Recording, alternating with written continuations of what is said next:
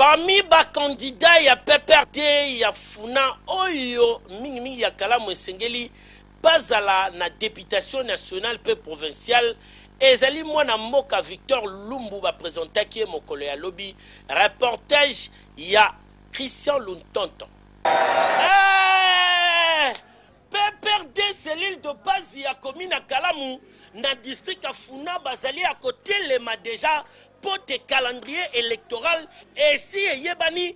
élection jumelée, et que ça le 28 novembre, Oyo, Maseke Zalité, Yangwana Mokola Lobby, Basangana qui sous l'impulsion, il y a secrétaire exécutif communal Jean-Claude Kadima, pour nakobimisa ba candidat na députation nationale peu provinciale avec un parti idéologie. Tala Oyo akokumbela masolo na kati ya commune ya Kalamu, yeye Oyo bana yolo. Bana ya kauka baponi Victor Lumbu azalaki parmi batu oyo ba présenter qui li poso ya ba cellule de base ya commune à Kalamu avec un petit peu idéologie yoga kotel naye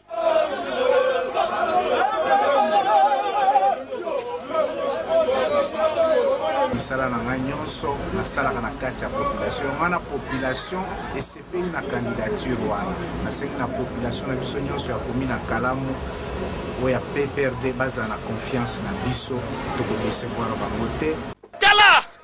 bana Kalamu batie motema na bango pa Victor Lumbu balobi ye arataka te po te bayebi ye malamu bayebi pe famille na bango malamu bazali bato ya bopoto bato oyo basungaka bato